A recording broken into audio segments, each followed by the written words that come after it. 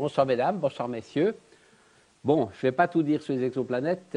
Il fut un temps où on pouvait le faire. Maintenant, il y a eu tellement de résultats qui ont été acquis au cours des dernières 20 années que malheureusement, c'est plus possible. Donc, je vais essayer de focaliser cette soirée sur le problème de la recherche des très petites planètes et voir un petit peu les difficultés de cette démarche. Évidemment, je dirais quand même quelques généralités au début, mais pas autant que je voudrais, malheureusement. Donc, évidemment, tout le monde sait, vous savez que le Soleil est une étoile parmi quelques centaines de milliards dans la Voie lactée. Ici, une galaxie spirale, un peu du style de la nôtre. Vous voyez ces taches roses qui se trouvent dans les bras spiraux, qui ne sont évidemment pas des étoiles à cette échelle-là, on ne peut pas les voir, mais c'est simplement des zones de formation stellaire, des gros nuages de gaz ionisés, qui ont des fois 100 000 fois la masse du Soleil, et où naissent de nouvelles générations d'étoiles continuellement. Le problème de savoir si dans un tel système, en prenant le nôtre, la Voie lactée, s'il existe des planètes, est évidemment une question qui est très ancienne. Et contrairement à des avis qu'on pourrait avoir, que tout le monde s'attendait à ce qu'il y en ait, en fait, ce n'est pas si vrai que ça. Donc évidemment, si on regarde un petit coin d'une galaxie, des étoiles, on en attend qu'on en veut. Donc la question est de se poser la question, est-ce qu'il existe des planètes autour de chacun de ces petits points, qui sont évidemment des étoiles comme l'est le Soleil? Alors ici, juste pour aborder ce problème de l'estimation que les professionnels de l'astronomie faisaient de la fréquence des exoplanètes dans la galaxie au cours du début du XXe siècle. Et alors, vous reconnaissez un certain nombre de noms importants de l'astronomie. Vous avez Sir Jeans, il y avait Shapley qui était à Harvard, il y avait Russell, etc. Et puis, on retrouve après Jeans plus tard, etc. Et vous avez les années. Et vous voyez que jusqu'à 1943, le sentiment général était qu'il y avait peu ou pas d'autres systèmes planétaires dans la galaxie. Tout à fait au contraire de tout ce qu'on pouvait avoir dans la littérature, la science-fiction. En fait, les astronomes professionnels ne croyaient pas qu'il y avait d'autres systèmes planétaires ou un nombre extrêmement petit. Tout ceci venait d'une mauvaise hypothèse qui avait été proposée par Jeans. Tout le monde savait qu'il fallait un disque pour former une nébuleuse, pour former le disque planétaire. Le problème, c'est qu'on s'est trompé sur le mécanisme pour le former.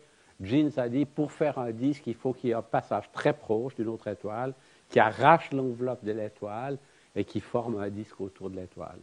Et en fait, ce phénomène-là, donc d'un passage extrêmement proche, la probabilité est proche de 0 dans la galaxie, même sur 10 puissance 10 années ou des choses comme ça. Donc évidemment, c'était la raison pourquoi on pensait qu'il y avait si peu de systèmes planétaires. Et puis en 1943, c'est très intéressant de voir que pour une très mauvaise raison, les gens ont changé leur opinion. En 1943, il y a eu l'annonce de 2 planètes découvertes par astrométrie autour d'étoiles très proches. Donc, les gens se sont dit, si on a déjà des systèmes planétaires dans les étoiles qui nous sont voisines du Soleil, donc il doit y en avoir un très grand nombre. D'où le changement de paradigme en 1943. Simplement, ces deux pseudo-détections se sont révélées être fausses. Donc, mais la conséquence était bonne. En 1952, en fait, sur la base Struve découvre que les étoiles de la basse séquence principale des étoiles du Soleil est plus bas, de masse solaire ou plus bas, tournent très lentement. Et tout le problème de l'excès de moment angulaire lors de la formation des étoiles, la contraction qui donne naissance aux autres, était résolu. On dit, ça s'est déplacé dans un disque de matière autour de l'étoile. Et dès ce moment-là, Russell, par exemple, dit, donc il doit y en avoir autant qu'on en veut. Puis dès ce moment-là, on voit les planètes comme une sorte de sous-produit obligatoire de la formation stellaire. Et puis depuis là, on voit toutes les estimations qui varient un peu, peu importe, eh bien, se situent en 10 puissance 9 et 10 puissance 12. Donc, c'est-à-dire, en gros, tout le monde a son système planétaire. Donc, c'est intéressant de voir ce changement de paradigme à ce moment-là. Et puis, j'aime bien citer un nom qui n'est pas si connu que ça, qui est celui de Victor Safronov, qui en 1969 pose des jalons qui permettent de comprendre la formation des planètes par le scénario standard actuel, qui est donc agglomération de grains de poussière de plus en plus grands, planétésimaux, et puis après, la gravitation aide pour former des planètes. Bon, il y a encore des trous importants dans cette théorie. Il y a des mauvais passages. Hein, on ne comprend pas bien comment ça se passe. Hein. Quand il faut faire coller des blocs de l'ordre du mètre, ce n'est pas très facile, hein, disons. Enfin, c'est la théorie standard de la formation planétaire qui est quand même à beaucoup de vertus. Un moment extrêmement important, c'est la découverte. En fait, ces fameux disques de poussière et de gaz. Quand vous avez l'effondrement de ces grandes masses de gaz, donc nébuleuses, comme par exemple la nébuleuse d'Orion, 100 000 fois la masse du Soleil, vous n'avez pas évidemment la formation d'une grosse étoile, mais d'une quantité de points de condensation avec des petits vortex. À mesure que la masse se concentre, la rotation augmente.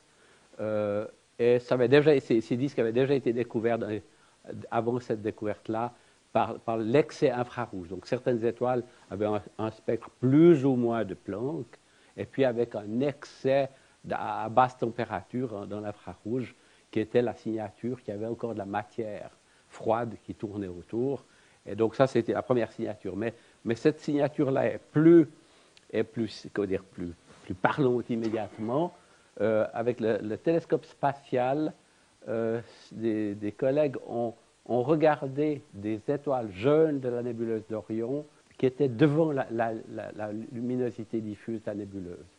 Et tous ces objets, ou la quasi-totalité de ces étoiles jeunes, on voyait le disque de gaz et de poussière en négatif, en absorption sur la lumière de la diffusion. Pourquoi en absorption? Parce que simplement, les poussières absorbent la luminosité derrière. Et en fait, donc, on a une observation absolument directe de ces fameux disques qui nous manquaient au début du siècle, enfin, pour expliquer la formation des systèmes planétaires. En fait, c'est un sous-produit très naturel de la formation stellaire. Alors, quand je dis étoiles jeunes, c'est des étoiles de l'ordre du million ou de quelques millions d'années. Après, le disque disparaît. Voilà. Alors, évidemment, si les conditions de formation, d'agglomération qui démarrent au niveau microscopique sont capables de former des planétésimaux et après des planètes, évidemment, on voit bien qu'a priori, la physique va être plus ou moins la même d'une étoile à une autre. Bon, la masse maximum atteinte pour la formation planétaire, le nombre de planètes, va dépendre de tous les détails du disque, mais en gros, on s'attend à ce qu'il n'y ait pas toujours des planètes. Bon, alors nous, on a contribué un petit peu à ce genre de choses à la même année, 1995, c'était une belle année pour ça, eh bien, où on avait démarré un programme avec un nouveau spectrographe qui avait été installé à l'Observatoire de Provence, et puis on avait un programme qui était orienté aussi bien du côté des étoiles qui s'appellent des naines brunes, des étoiles abortées, où il n'y a pas de réaction nucléaire, que la recherche des planètes, mais on s'attendait plutôt à chercher des planètes de longue période. Et puis, c'est exactement l'inverse qui s'est passé. En fait, les premières découvertes qui ont été faites, la première découverte, c'est cet objet-là, 51 Pégase B, qui était une planète plus ou moins de la masse de Jupiter, donc planète géante, gazeuse, mais avec une période de 4,2 jours. Et ça a été évidemment l'objet de doutes dans la communauté astronomique, et puis après de questions sur le mécanisme physique qui était à invoquer pour permettre la formation d'une planète géante que l'on retrouve si près de l'étoile. Pourquoi? Parce que la théorie de Safronov prévoyait qu'on agglomérait des particules, soit de silicate, mais ça c'est seulement dans les régions intérieures. La glace a fondu dans les régions intérieures du disque, donc, mais dans les régions extérieures, il n'y a pas du tout la masse nécessaire de silicate pour former une grosse planète comme Jupiter. Donc il faut agglomérer de la glace. Donc on ne peut pas former de planètes géantes gazeuses proches de l'étoile, au contraire de ce on semblait observer avec cet objet-là. Mais évidemment, il y a des gens qui ont tout de suite trouvé la faille Et en fait, la faille existait déjà dans la littérature. Vous lisez les 4 dernières lignes de ces résumés de 2 grands noms de l'astronomie. Ce n'étaient pas des seconds couteaux dont on ne lit pas les papiers. Eh bien, ici, ils ont étudié l'interaction d'un point masse dans un disque. Alors, si vous avez, ça peut être un disque de galaxie avec une galaxie naine, qu'est-ce qui lui arrive à cette galaxie naine? Et donc, ils montrent la galaxie naine va spiraler en se rapprochant du noyau, elle va être, phagocytée par la galaxie.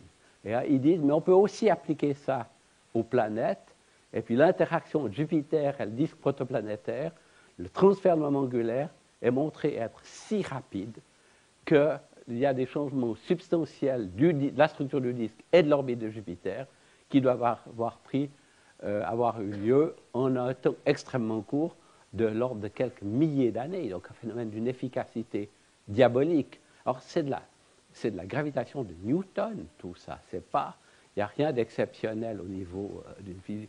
Là, le détail est terriblement complexe, parce que bon, il y a des résonances, etc. Il y a beaucoup de choses qui se passent là derrière, mais c'est un phénomène, je dirais, qui est vraiment au premier ordre d'une simplicité extraordinaire. Alors, la réponse était déjà là. Simplement, personne ne l'avait vraiment pris en compte, en tout cas pour ceux qui cherchaient des planètes. Mais après, très vite, évidemment, ceci est venu à un domaine extrêmement à la mode dans le domaine des exoplanètes. Et puis, on voit là un exemple de simulation hydrodynamique où on voit cette planète géante comme Jupiter qui a capté la matière dans un corridor. Puis, on voit les résonances qui ont été excitées dans le disque, et puis si vous intégrez l'influence de toutes ces résonances sur l'orbite de la planète, eh bien vous voyez que l'effet net est de faire migrer la planète vers l'intérieur. Ceci est, il y a différents types de migration. Ça, c'est la migration dite de type 2, qui est une migration lente, où le corridor, le gap, va migrer lentement vers le centre. Et l'échelle de temps est longue pour ce genre de phénomène, en même temps que le disque s'évapore et disparaît. Mais il y a malheureusement, je ne sais pas, mais il y a un autre type de migration, dit de type 1, qui est encore un domaine complètement ouvert de la théorie. C'est quand vous avez un planétésimal de petite dimension, lui, il n'a pas ouvert un corridor, et donc l'échange de moments angulaires est terrifiant, est extrêmement efficace. Et la migration est extrêmement rapide.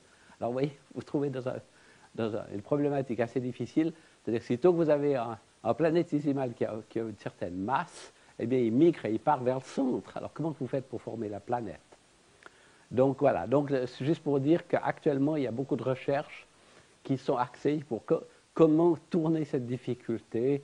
Alors, la turbulence dans le disque, le champ magnétique, enfin, il y a différentes manières d'essayer de tourner. Donc, je ne prétends en aucune manière que ce problème de la migration, qui est inéluctable par certains, en tout cas celle de type 2, est un problème résolu. Il y a encore beaucoup de possibilités et de difficultés, mais néanmoins, ça permet de comprendre qu'on trouve des planètes géantes plus ou moins à toute distance par rapport au centre de l'étoile. Bon, hormis la satisfaction philosophique de dire oui, il y a des planètes, il y en a d'autres, on les découvre, qu'est-ce qu'on a appris surtout au cours de ces 20 dernières années? Eh bien, le premier niveau de découverte, c'est la diversité. C'est-à-dire que contrairement à une vision naïve qui voudrait que tous les systèmes planétaires soient plus ou moins du style d'une autre, à savoir des planètes rocheuses dans l'intérieur, des planètes géantes à l'extérieur, eh bien, et puis des orbites circulaires, quasi circulaires, comme dans le système solaire, eh bien, ce n'est absolument pas vrai. Donc, évidemment, cette diversité nous renseigne sur les mécanismes que l'on découvre de plus en plus complexes de la formation et de l'évolution planétaire. Alors, mon diagramme, il n'est pas à jour, mais ce n'est pas important. Si on met l'excentricité orbitale en fonction de la séparation en unité astronomique, l'unité astronomique distance Terre-Soleil, eh bien, on voit qu'on a des excentricités gigantesques. Dans le système solaire, si on ne regarde pas les très petites planètes ou comme Mercure, comme ça, mais toutes les autres sont quasi circulaires, et en particulier les planètes géantes. Et ici, on voit des planètes, des exoplanètes, qui ont des excentricités de 0,93. C'est des orbites extrêmement allongées. Et puis, on voit qu'on a aussi des séparations extrêmement petites que l'on voit ici près du zéro. Donc, il y a énormément de ces planètes extrêmement petites. Évidemment, elles sont souvent plus légères. Parce que, non, oui, pas toujours, il y en a. Mais parce que si elles sont légères et loin, on a de la peine à les découvrir. Voilà. Donc, voilà, on découvre cette énorme diversité. Pourcentage à peu près 14% des étoiles solaires ont une étoile géante. Très peu de ces fameux Jupiter chauds, ces planètes qui sont géantes et qui tournent tout près, dont on a parlé abondamment au début. En fait, il n'y en a pas tellement que ça. Et puis, on découvre qu'il y a au moins 60% des étoiles qui ont des systèmes planétaires. Mais ça, il faut faire attention. C'est l'état de notre instrumentation actuelle. C'est rien de plus. On a des masses qui sont de l'ordre depuis une masse terrestre pour les plus petites qui ont été trouvées, jusqu'à des objets plus grands que 20 masses de Jupiter, des périodes aussi courtes que 0,3 jours, 8 heures, des planètes qui tournent en quelques heures autour de leur étoile, des excentricités, je ne sais pas, des systèmes multiplanétaires, j'y reviendrai. Donc on découvre déjà des systèmes avec 7, 8, 9 planètes, des orbites rétrogrades. Alors ça la place n'aurait pas aimé. C'est la planète qui tourne dans le mauvais sens par rapport aux autres. Et puis, on a beaucoup de liens sur les propriétés des étoiles hautes, sur la métallicité, la présence de planètes dans les systèmes multiples, etc. Alors voilà un exemple de système d'orbite excentrique. On a la vitesse radiale mesurée en fonction de la phase orbitale. Alors on voit là, c'est dans un système binaire. Hein. Donc il y a deux étoiles, et puis une des étoiles a une planète qui a une excentricité. Et puis quand on ramène tout, on a voilà, ce genre de choses là ou ici. Comme ça, évidemment, c'est les lois de Kepler qui nous montrent que la planète accélère fortement au passage du périastre. Alors bon, on a réussi à se convaincre du reste pendant les 10-15 premières années de cette ère des exoplanètes que la migration orbitale était un ingrédient majeur pour comprendre cette diversité observée. Et puis, tout d'un coup, il y a 2, 3, 4 ans, on a eu des problèmes. Alors, il faut que j'explique ce qui se passe. Quand vous avez une planète qui passe devant une étoile, évidemment, l'étoile, elle tourne toutes les étoiles, plus ou moins, ça, mais elle tourne. En fait, quand on dit « je mesure la vitesse d'une étoile », qu'est-ce que ça veut dire? Je mesure la vitesse moyenne des atomes qui sont dans l'hémisphère qui nous regarde. Quand la planète passe devant, eh bien, elle cache un petit morceau de l'étoile, et donc elle fausse la mesure de la vitesse moyenne. Et c'est ce qui est représenté. Là, on voit cette étoile qui tourne en vert, et puis la planète qui passe devant, et qui va déformer une raie spectrale dans l'atmosphère de la planète, qui va subir une toute petite déformation. Évidemment, la planète est petite par rapport au disque, et donc va créer une anomalie de la courbe de vitesse, puisqu'évidemment, on utilise la méthode des vitesses pour détecter, vitesse réflexe de l'étoile, pour détecter les planètes. Qu'est-ce qu'on va s'attendre? Eh bien, si vous avez une étoile dans le cas numéro 1, là, tout à gauche, eh bien, si on regarde cette étoile qui tourne comme ceci, l'étoile va cacher une partie de l'étoile qui vient vers vous, puis après une partie qui s'éloigne de vous. Donc, si vous vous trouvez dans la situation où vous avez l'équateur et le disque qui est, comme dans le système solaire, plus ou moins, où l'écliptique est perpendiculaire à l'axe de rotation du Soleil, plus ou moins, eh bien, on aura une anomalie qui sera de ce type-là. Si inversement l'orbite est inclinée, elle va passer qu'un tout petit morceau, un petit moment de son orbite, devant la partie qui vient vers nous de l'étoile, et une partie importante sur la partie qui nous fuit. D'où on a une courbe qui est légèrement dissymétrique. Et puis dans le cas extrême, on aurait une orbite qui est comme ça, fortement inclinée par rapport à l'équateur stellaire, eh bien on a une courbe qui est d'une toute autre nature. Moi j'aime bien cet exemple parce qu'on ne les voit pas, ces exoplanètes, mais on est déjà capable de mesurer l'angle relatif entre l'équateur de l'étoile et l'orbite de la planète. Toutes les premières mesures qu'on a faites de cet effet-là, dans la terminologie, c'est l'effet Rossiter-McLaughlin, eh bien, montraient qu'on était dans le cas trivial, qui est le cas 1. Pourquoi? Ben, c'était ça, tout le monde était content.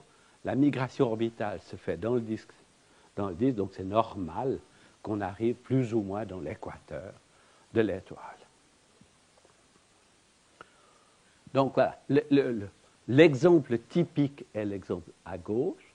On voit cette courbe reflète de l'effet de la vitesse de l'étoile, qui est simplement perturbée par l'influence gravitationnelle de son compagnon, et on voit cette petite anomalie de Rossiter qui se trouve au moment où la planète passe devant l'étoile. Et ça, c'est l'exemple typique qui s'explique bien dans le cadre de la migration orbitale. Et puis, quand on regarde l'exemple qui se trouve ici à droite, eh bien, on voit qu'on a un exemple complètement typique de l'effet du cas 3 qu'on avait avant, à savoir une orbite extraordinairement inclinée par rapport à l'équateur. Et c'est toujours des planètes extrêmement proches, hein, donc qui ont subi une forte migration, enfin, qu'on pensait. Alors, pire que ça, si vous renversez l'image que j'ai montée de cette anomalie, eh bien, c'est la signature que ça tourne dans l'autre sens. Et donc, on a maintenant des exemples où il y a des planètes géantes toutes proches de l'étoile qui tournent au contraire de la rotation de l'étoile. Voilà, donc, clairement, l'évolution des systèmes planétaires est plus complexe que la migration orbitale voudrait le dire. Donc, on a l'effet Doppler nous aide à détecter les étoiles, les planètes qui tournent autour des étoiles. Cette technique, elle est, comment dire, je dirais, triviale, comme ça. C'est en 1938 hein, qu'un astronome français a été le premier à dire qu'on pourrait utiliser cet effet. Ça a été redécouvert dans la littérature il y a seulement quelques mois. M. Beloritsky, qui travaillait à l'Observatoire de Marseille.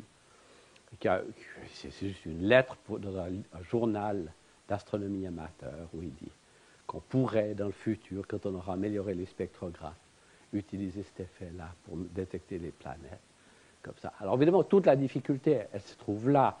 C'est-à-dire que l'effet de recul, l'effet de mouvement de l'étoile autour du centre de gravité en résultant de la planète, évidemment, il est pénalisé par le fait que les planètes sont légères. La Terre, je vous rappelle, est 300 000 fois plus légère que le Soleil. Donc, c'est évident que le Soleil ne bouge pas beaucoup.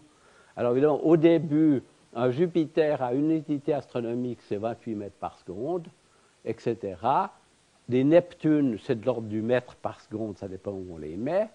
Les super-terres, j'y reviendrai, c'est des planètes qui n'existent pas dans le système solaire, qui sont entre 1 et 10 fois la masse de la Terre. Eh bien, on est déjà en dessous du mètre par seconde, si on est vraiment à 2-3 masses terrestres. Et puis la Terre, c'est un problème, un cas blâmable, puisque l'effet de la Terre, c'est 9 cm par seconde sur le Soleil. Donc on voit bien la difficulté de trouver des planètes de la masse terrestre dans la zone habitable, en tout cas par cette technique-là. Découverte des super-terres. Donc, on a mis en service, il y a 10 ans à peu près, un nouveau spectrographe où on a capitalisé sur ce qu'on avait appris avec d'autres spectrographes qu'on avait à l'Observatoire de Haute-Provence. Et puis, on l'a mis sous vide, on a mis plus haute résolution, on a mis un certain nombre de ruses d'optique pour que ce soit extrêmement stable, parce qu'évidemment, si vous avez le détecteur qui a un CCD, eh bien, les effets 1 mètre par seconde, ça correspond déjà à de l'ordre de 10 millième de pixels, et puis maintenant on arrive à 0,3 mètres par seconde, et puis il faut conserver cette précision sur plusieurs années, etc. Donc c'est un problème instrumental qui est difficile. Il faut que ce soit sous vide, etc. Mais ce spectrographe qui nous a donné beaucoup de résultats, entre autres, a permis de faire un programme de très longue durée et de très grande ampleur, où on visait à chercher surtout ces tout petites planètes. Alors, on n'avait pas l'ambition de trouver des planètes comme la Terre dans la zone habitable, mais déjà d'explorer le domaine de quelques fois la masse de la Terre. Alors, juste pour donner une idée ici, de longues pleurs. D'abord, on a mis 250 nuits pendant les 5 premières années, et puis maintenant on continue avec un nombre de nuits équivalent ou plus même, jusqu'à peu près maintenant. Donc c'est de l'ordre de 500 nuits de grands télescopes qui se cachent là derrière. Donc c'est vraiment quelque chose de considérable. C'est donc le télescope de 3,60 m à l'ESO. Donc ce n'est pas les grands télescopes actuels, ce n'est pas les VLT. Alors qu'est-ce qui a été découvert? On ne va pas les regarder toutes, mais voilà. D'abord, un système qui a 3 Neptunes, 3 planètes. À l'époque, il n'y en avait pas, ce n'était pas du tout connu. Et puis là, tout d'un coup, on trouve un système où il y a 3 Neptunes qui tournent 8 jours, 30 jours, de 6 mois, etc. Qui tournent. Évidemment, après, voilà, la courbe acquiert une certaine complexité, mais l'ordinateur arrive à se débrouiller pour séparer les différentes composantes. Et puis, quand on les sépare, eh bien, on a ces courbes de vitesse qui existent ici. Ça, c'était la première, comment dire, évidence de système relativement serré, de relativement petite masse. Des masses, donc Neptune, c'est 15 fois environ, 15 fois la masse de la Terre. Donc c'est pour ça qu'on dit un trio de Neptune. Et puis après, on a découvert un système avec 3 super-Terres, donc des planètes qui sont entre 4, 7, 10 fois la masse de la Terre. Et on voit que, là de nouveau, si c'est qu'un tout petite région, on a beaucoup plus de mesures pour arriver à séparer les objets. Donc on voit un système aussi extrêmement serré, 4 jours, 10 jours, 20 jours. Donc on voit ces planètes, elles sont quand même plus lourdes que la Terre. On dit planètes légères parce qu'elles sont difficiles à trouver d'abord, mais en fait c'est quand même relativement des grosses planètes, extrêmement serrées, des systèmes extrêmement compacts. Et puis on augmente en complexité, ça aussi toujours dans le même programme, eh bien on trouve un système avec 7 planètes. Alors là, tout d'un coup, ça devient horriblement cher de tant de télescopes pour arriver. Parce que vous avez en gros, pour 7 planètes, vous avez 36 paramètres libres dans le Ki-carré. Donc, pour être sûr que vous arriviez à trouver la solution, d'abord, il faut des ruses mathématiques pour y arriver. Et puis, donc, cette grande complexité, il faut un grand nombre de mesures, sans parler de la stabilité instrumentale, évidemment, comme ça. Et puis, récemment, eh bien, même il y a un collègue qui a réanalysé nos propres données, et lui, on trouve encore 2 de plus. Bon, on arrive à la limite statistique. Le futur dira s'il a raison ou pas. Et donc, on voit ces systèmes-là avec, dans la région centrale, 1 jour, 5 jours, 16 jours, 50 jours, etc. C'est extrêmement serré dans les régions centrales. Comment est-ce qu'on forme des systèmes pareils? Bon, ça, c'est juste une petite parenthèse rapide. C'est loin d'être évident que ce soit stable. Donc, c'est une condition évidente qu'on doit satisfaire. C'est qu'il ne faut pas que si on met les paramètres dynamiques dans l'ordinateur, que le système dynamique explose en un temps court. On peut admettre des légères instabilités sur des très très longues échelles de temps, mais il ne faut pas qu'il soit instable. Et donc, c'est un test immédiat qui doit être vérifié. Et donc, en fait, avec la dynamique newtonienne, on voit que l'excentricité chahute d'une manière diabolique sur un temps de quelques milliers d'années. Donc, c'est évident que ça va mal se passer à plus long terme. Si on met des corrections de relativité générale, ça va déjà un peu mieux. Et puis, quand on met encore les effets dissipatifs aux effets de marée, eh bien, finalement, on arrive juste à stabiliser un tel système. C'est fait par Jacques Lascar. Voilà, donc c'est juste pour dire que comment ils se sont formés et comment est-ce qu'ils évoluent après dans le temps. Cet échantillon, si on le regarde d'une manière plus globale, c'est une combinaison d'un premier échantillon de grande dimension, 800 étoiles, fait sur une quinzaine d'années de mesure, mais qui était avec un spectrographe qui était moins précis. Donc là, il nous donne l'information sur les planètes géantes et sur les périodes longues. Puis après, on a le nouveau spectrographe qui mesure à meilleure précision, mais seulement un peu moins de 400 étoiles, et avec une focalisation sur... Alors ça, c'est un diagramme HR, donc la luminosité en fonction de la couleur ou de la masse des étoiles avec les objets qu'on a trouvés. Alors voilà, qu'est-ce qu'on a obtenu? Eh bien voilà, on a 155, en fait il y en a plus maintenant, mais 155 planètes dans 102 systèmes planétaires, parce que c'est des systèmes multiples. Et on voit ici un diagramme qui met la masse en fonction du log de la période.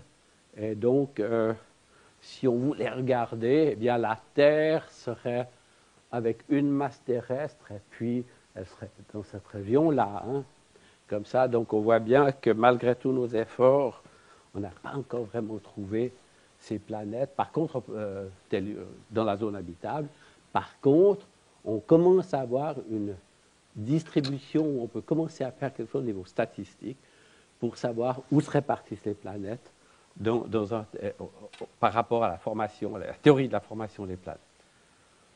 En particulier, on trouve que si on prend que les mesures les plus précises, faites par Harp, eh bien, on n'a que pour les objets entre 3 fois la masse de la Terre et 100 fois la masse de la Terre, jusqu'à une année de période, on a déjà, en corrigeant des effets de biais statistiques, hein, parce que toutes n'ont pas été mesurées assez pour tout découvrir, eh bien, on arrive déjà à 50% à peu près des étoiles qui ont des planètes. Si on regarde vraiment les régions à période inférieure à 50 jours, donc où on est le plus sensible, eh bien comme ça, on voit qu'il y a énormément de planètes qui sont dans la zone de 10 fois la masse de la Terre, voire plus petite. Donc, ces objets-là, qui n'existent pas dans le système solaire, en fait, c'est des objets extraordinairement fréquents dans l'univers. Voilà, donc actuellement, ce genre de programme continue. Par ailleurs, vous voyez que la région des Jupiter chauds, ces premières planètes qui ont été découvertes, c'est la région en haut à gauche. Il n'y en a quasiment pas, et c'est des objets rares. Évidemment, ils nous ont sauté à la figure quand on a fait ces surveys, c'est des plus faciles qu'on pouvait découvrir au début. Qu'est-ce qu'on a trouvé, entre autres? Si on fait brutalement un histogramme des masses découvertes pour l'échantillon combiné, le spectre à basse précision, ben beaucoup d'étoiles, plus précis et à haute précision. On voit cette distribution des masses. On voit qu'il y a énormément. Les plus fréquentes c'est l'histogramme autour de 10 fois la masse de la Terre. Puis après, on a cette bosse qui est la signature des planètes géantes gazeuses. Jupiter sera à 300 fois la masse de la Terre. Si on restreint à la région seulement inférieure à 100 jours, c'est encore pire. Voilà. Donc c'est juste qu'actuellement, cette quête des petites planètes est très gratifiante parce qu'on sait qu'il y en a énormément, on en trouve énormément. En plus, c'est presque toujours des systèmes multiples. C'est l'immense, c'est le cas le plus général, c'est des systèmes multiples. On acquiert encore au passage des tas d'informations supplémentaires qui a été découvert d'abord il y a plus de 15 ans, sur d'abord 2, 3 étoiles. Tiens, elles sont anormalement riches. Les étoiles qui avaient des Jupiters chauds semblaient être trop riches en éléments lourds, fer, etc. Et tout. Puis après, il y a eu des grands programmes pour assurer statistiquement la réalité de ce fait. Et puis c'est vrai, et puis voilà. Donc la fréquence des planètes géantes gazeuses est incroyablement liée à la composition chimique des étoiles. Si vous prenez des étoiles zéro, c'est le Soleil, hein, dans cette échelle, c'est une échelle logarithmique. À 0,3, on est 2 fois la composition, la teneur en éléments lourds du Soleil. On voit qu'à 0,3 à peu près, on est déjà à 25% des étoiles avec des Jupiters. Voilà. Bon, vous allez me dire d'un côté, c'est presque une trivialité. Pour former des grosses planètes, il faut avoir des éléments lourds à disposition. Donc, on le vérifie là, parce qu'il faut former le noyau de base qui déclenche l'effondrement pour former les grosses planètes géantes. Eh bien, il faut le faire vite avant que le disque disparaisse. Donc voilà, d'où cet effet presque d'amplification de la métallicité pour former des planètes géantes. Et puis, ce n'est pas du tout ce qu'on observe pour les petites planètes. À droite, on a ici la corrélation entre métallicité et fréquence des petites planètes. Eh bien, ce n'est pas le cas. On voit que les planètes de petite masse n'ont pas besoin d'avoir beaucoup d'éléments chimiques pour être... Ce serait presque anticorrélé. Bon, il faut faire attention. C'est encore des barres d'erreur importantes. Voilà, donc ça, c'est le genre d'informations qui se rajoutent. Alors, qu'est-ce qu'on peut faire de toutes ces masses d'informations? Eh bien, on aimerait bien pouvoir les utiliser comme contraintes pour les scénarios de la formation stellaire. Ici, par le mécanisme de Safronov. Ici, vous avez la masse en fonction de la séparation, en logarithme de la séparation en unité astronomique. Alors, vous pouvez mettre toute la physique que vous connaissez sur la formation planétaire, avec de temps en temps un paramètre que vous pouvez ajuster pour ralentir la migration type 1, parce qu'autrement, ça vous pose des gros problèmes. Et après, vous codez d'après la teneur, après en éléments lourds, où les couleurs différentes vous disent quelque chose sur la teneur. Puis après, vous laissez tourner. Regardez, voilà ce qui va se passer. Vous avez une combinaison, d'une part, la migration orbitale, donc vous rapprochez de l'étoile, vous partez vers la gauche, et d'autre part, les planètes, elles grandissent parce qu'elles accrètent, et donc vous montez. Donc en fait, on voit que la théorie est capable actuellement de faire de la synthèse de population que l'on pourra comparer après aux observations que l'on fait.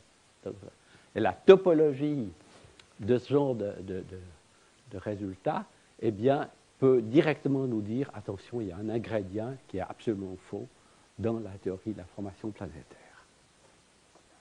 En plus, ça nous dit quelque chose sur le produit final, à savoir la composition chimique, la composition globale de la planète dépend de ce tracé de formation. Si vous êtes parti très loin dans les régions où il y a de la glace, évidemment, ce ne sera pas la même chose si vous partez dans les régions centrales où il y a des silicates. Donc, qu'est-ce qu'on va pouvoir faire de ceci? Eh bien, on va pouvoir essayer de faire de la planétologie comparée. Et donc, là, on entre dans le domaine d'une conférence que vous aurez prochainement, encore plus, c'est le problème des transits. Alors, on a déjà effleuré ce problème avec le problème simplement de l'effet rositaire. Il y a une quinzaine d'années, on a découvert une planète qui avait une période de 3 jours et demi. Tout de suite, on dit 3 jours et demi, il y a une chance éventuellement d'avoir des transits. On ne connaît pas l'inclinaison orbitale, donc on n'a pas de garantie qu'il va y avoir un transit, mais il y a une probabilité de quelques pourcents à chaque fois. On donne l'information à des collègues qui étaient bien équipés pour faire ce contrôle test, et à l'heure prédite, à quelques minutes près, eh bien, on avait une baisse de la luminosité de l'étoile de l'ordre d'un peu plus d'1%, qui trahissait simplement le passage de la planète devant l'étoile. Et donc, l'effet Doppler vous donne la masse, l'extinction, enfin la baisse de luminosité de l'étoile vous donne directement le rapport de diamètre de la planète à l'étoile. La physique stellaire vous permet d'accéder au diamètre de l'étoile, donc vous avez le diamètre de la planète. Vous utilisez les deux et vous avez la densité moyenne de l'objet, et vous arrivez dans le cas précis ici, qui est de 0,3 grammes par centimètre cube. Et Saturne, c'est 0,7 grammes par centimètre cube. Donc on a une preuve directe qu'il s'agit vraiment d'une planète géante gazeuse, même qui est un petit peu trop enflée. En anglais, c'est inflated. Ça, c'est un gros problème encore actuellement. Pourquoi elles sont si grosses, ces planètes géantes? Quelle est la source d'énergie qu'il faut mettre au centre pour les faire grossir? Voilà, ça, c'est ce qui a convaincu les derniers sceptiques de la communauté astronomique. Je connais bien des collègues, en particulier canadiens, qui avaient travaillé dans le domaine, qui m'ont dit c'est seulement quand on a eu cette mesure qu'on y a cru. C'était 4 ans après la première découverte. Voilà, donc ça, c'est... Voilà. Alors, évidemment, nos collègues américains ont eu la bonne idée de redemander du temps, enfin de demander du temps avec le télescope spatial pour remesurer le même objet la saison suivante, mais depuis l'espace au-dessus de l'atmosphère. Et vous avez la courbe du bas ici. Évidemment, vous voyez la qualité des mesures que l'on peut atteindre quand on n'a pas l'ennui de l'atmosphère terrestre. Bon, l'échelle a changé, mais c'est la même courbe, on est d'accord. Ici, comme ça, vous avez l'assombrissement centre-bord de l'étoile qui est bien visible, etc. Une foule de renseignements. Bon, alors juste pour voir si on veut utiliser la même chose pour trouver des petites planètes. D'abord, c'est une planète qui est plus grosse que Jupiter.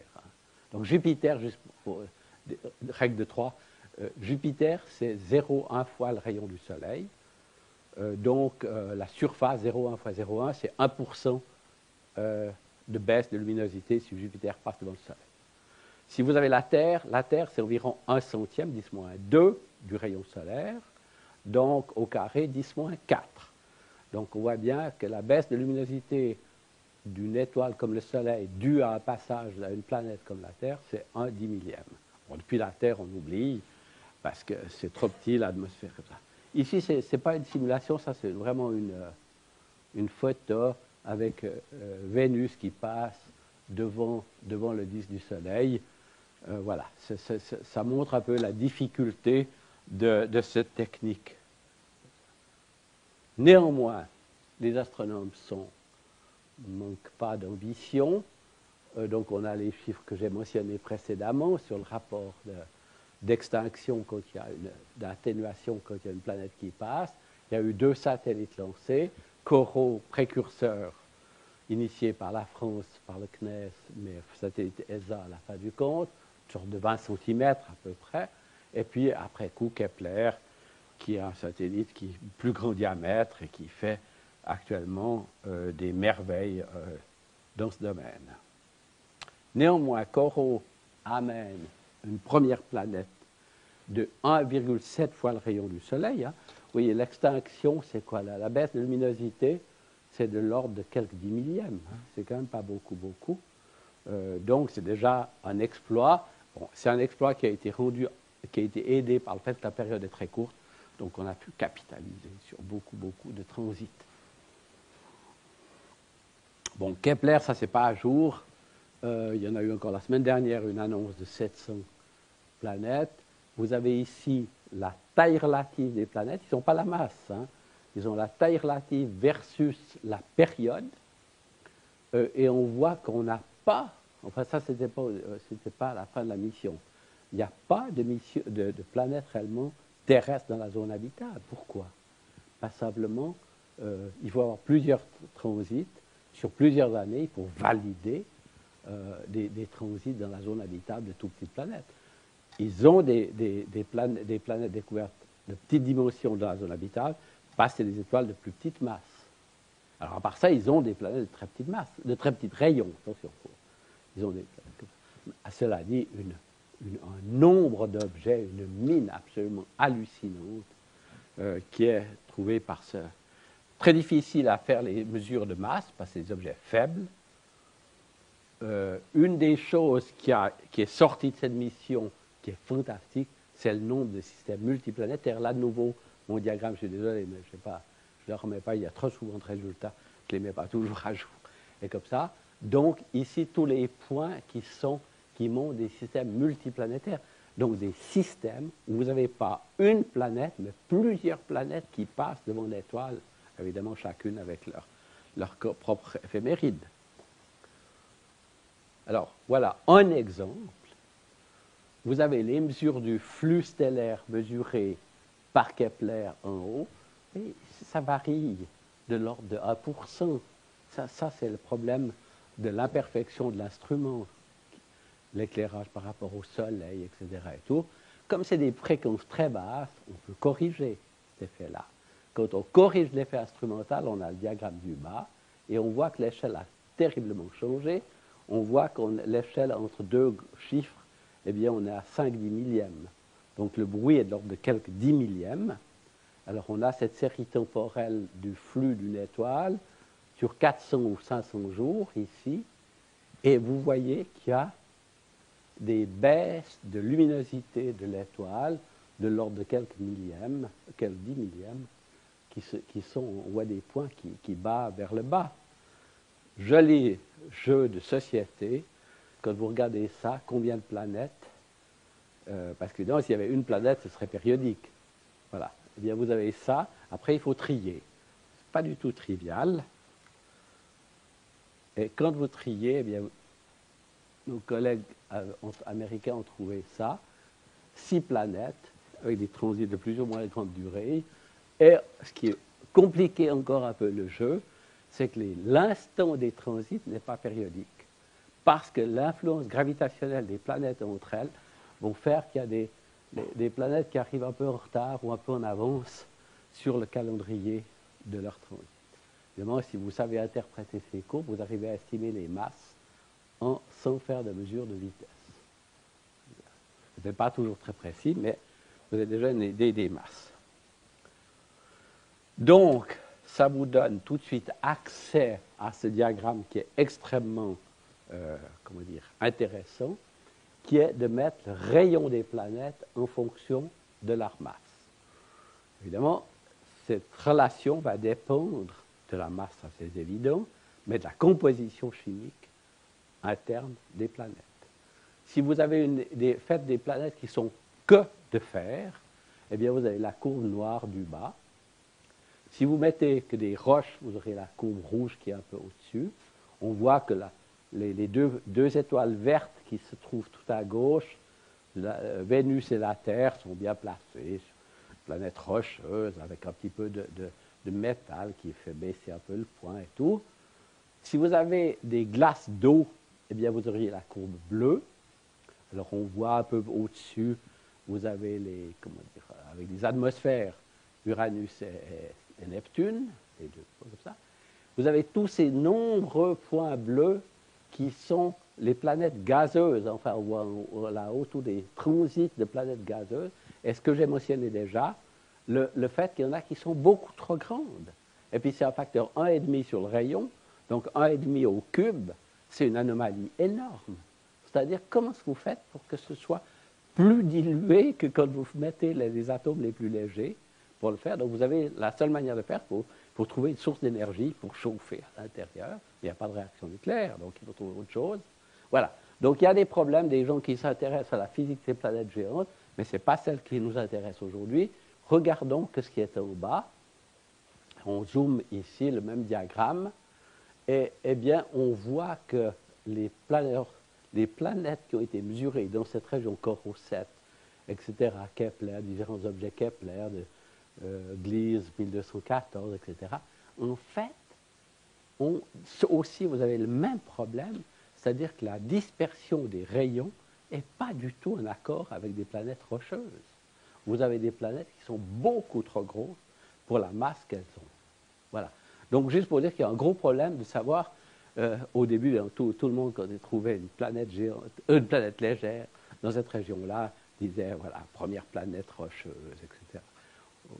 En fait, ce n'est pas vrai, on n'en sait rien. Il y en a une ou deux, oui, qui doivent l'être, mais il y en a d'autres qui doivent avoir des atmosphères énormes, une sorte de mini-Neptune évaporé, et des choses comme ça. Alors là, il faudra que j'accélère un tout petit peu. Alors, donc, on aimerait en trouver maintenant ces planètes dans la zone habitable.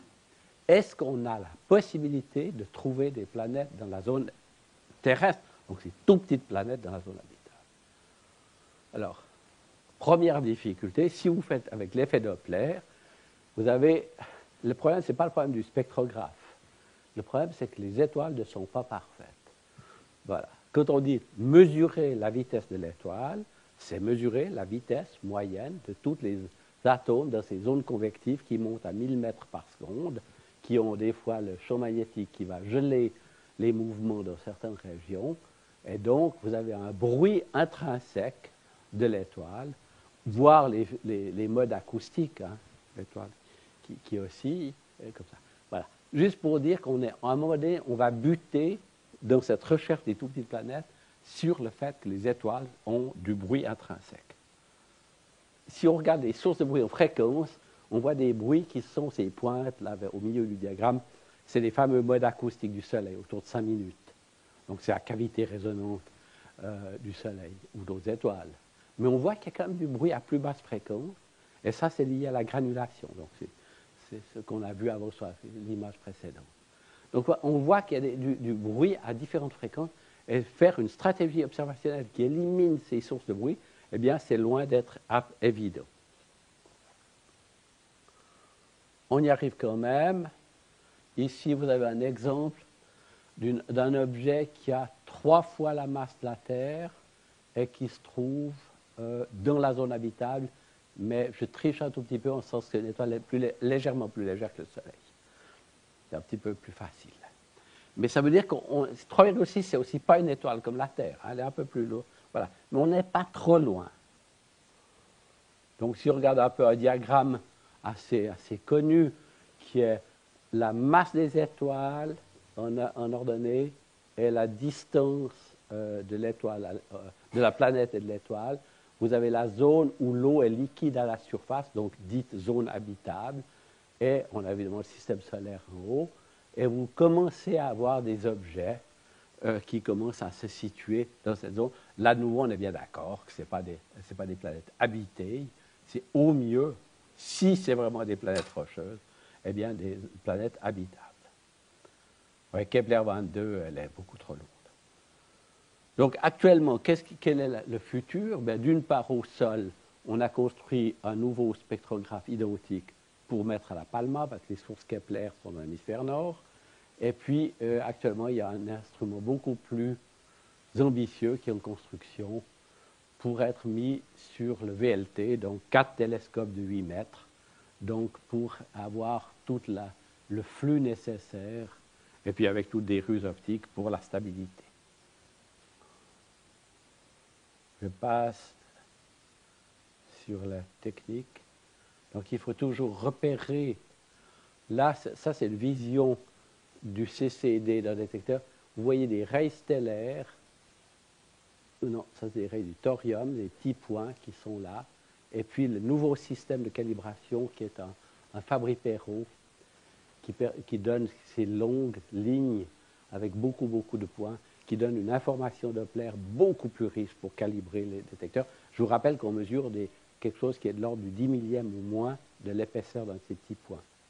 Donc, toute la difficulté est là, c'est de pouvoir mesurer des effets Doppler extraordinairement petits.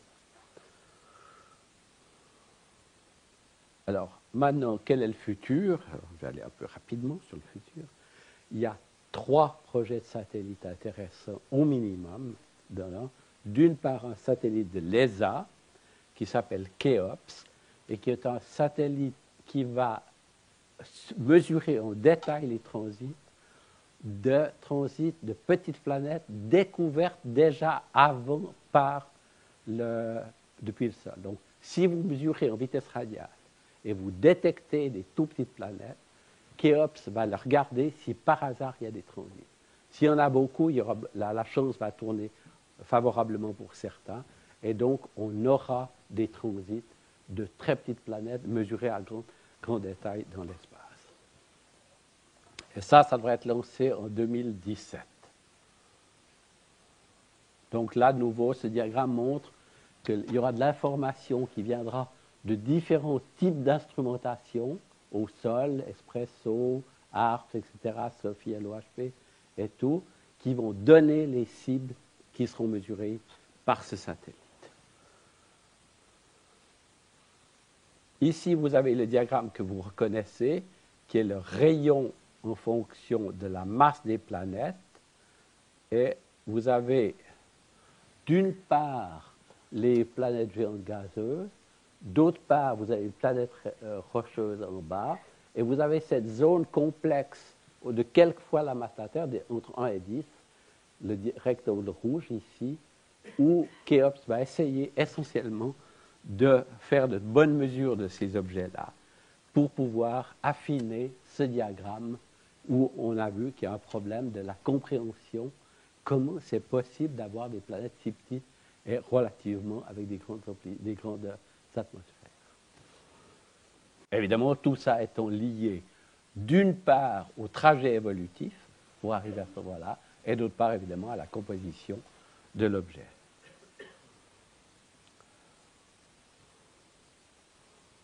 Donc, actuellement, on connaît beaucoup d'objets avec des transits. Ça, c'est surtout Kepler qui en a révélé des milliers. C'est l'histogramme rouge en magnitude. On voit ici les magnitudes. Mais comme une étoile de 14e magnitude, c'est un objet trop faible. Il est extrêmement difficile de faire des études suivantes d'un tel objet. Inversement, les vitesses radiales nous donnent des objets brillants, mais qui, en général, ne transitent pas. Et donc, l'intersection des transits et des vitesses radiales, c'est actuellement le domaine où on peut faire des suivis physiques, disons, pour faire de la planétologie comparée. Et donc, le but de Kéops, c'est d'augmenter la gamme des découvertes de transit dans le domaine d'objets brillants. en particulier des objets incroyables. Il y a un objet ici qui est de quelques dizaines de fois la masse de la Terre, plutôt de 5, je ne sais plus exactement la valeur, et puis qui a une densité, un noyau gigantesque, alors que là, il n'y avait aucune raison de penser qu'il y avait un noyau aussi grand, ici, comme ça. Voilà, donc actuellement, ça, c'est un des gros domaines de recherche.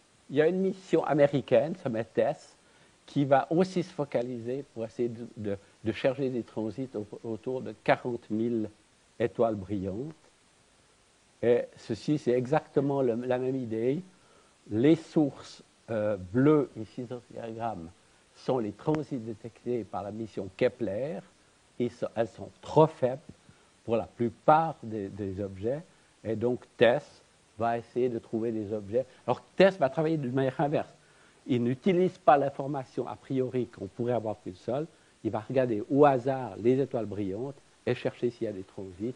Et les simulations nous disent qu'on devrait en trouver parmi, évidemment, tous ces objets de 40 000 objets, je crois, de rouges, qui sont donc des objets nettement plus brillants, en moyenne 5 magnitudes, donc un facteur 100 plus lumineux que les sources de Kepler.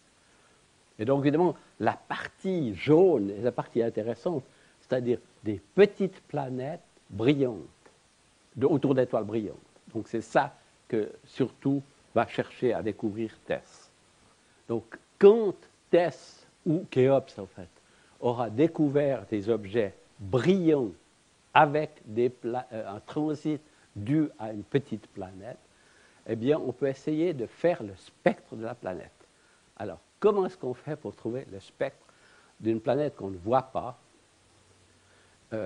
et qui en plus est tout petite, hein, une planète tellurique, comme ça, devant l'étoile? Alors là, il y a une ruse qui est déjà appliquée. Eh bien, vous comparez le spectre quand l'étoile est devant l'étoile, la planète est devant l'étoile, ou quand la planète est derrière l'étoile, et l'atmosphère de la planète filtre très légèrement la lumière venant de l'étoile. Et quand vous avez assez de photons, eh bien, vous pouvez reconstruire l'atmosphère de la planète.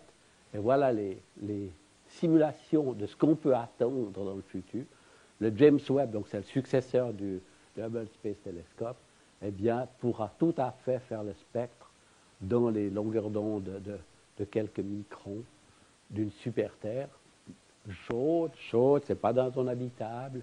Et puis, si vous avez beaucoup de transits, eh bien, des fois, vous pourrez accumuler à plus grande longueur d'onde aussi, eh bien, pour faire de la physique des atmosphères planétaires. Une des caractéristiques intéressantes de Plateau, c'est qu'en même temps qu'il va chercher les transits autour d'étoiles brillantes, il va faire de l'astérosismologie de très haute qualité pour mesurer les paramètres de l'étoile, et entre autres son rayon. Puisqu'évidemment que le transit ne donne que le rapport entre la planète et l'étoile. Et je termine avec cette image qui n'a rien à voir avec ce que je viens de dire, mais quand même un tout petit peu. Ça, c'est la meilleure mesure qu'on ait par cette méthode où vous comparez le spectre de l'étoile avec une planète qui filtre devant, ou quand la planète est cachée, et qui vous donne accès un petit peu à la physique des atmosphères planétaires. Et ça, c'est une étoile brillante, 7e magnitude, la première qui avait eu un transit, mesurée entre 1 et 10 microns ou plus, ici. Et on voit les modèles, différents modèles d'atmosphère comparés au point. Encore, vous voyez, ils ne sont pas terribles. Enfin, il y a encore des barres d'erreur considérables. Juste pour vous dire qu'on est très loin encore de mesurer le spectre pour des planètes petites, comme des terres, et qui non pas sont pas tout près et chaudes, mais qui sont loin. Donc voilà, donc oui, c'est possible. On peut chercher des planètes dans les zones habitables, des planètes de l'ordre de la masse de la Terre. C'est tout à fait possible, difficile, mais c'est possible. Et même peut-être dans le futur, de faire des spectres avec, par exemple, les LT. Hein. Les LT, c'est un télescope de 39 mètres de diamètre qui est en construction au Chili pour les astronomes européens. Il y a aussi des télescopes équivalents un peu plus petits par les États-Unis. Donc voilà, juste pour dire qu'il y a l'espoir de pouvoir progresser sur ce domaine des planètes de tout petites dimensions. Merci.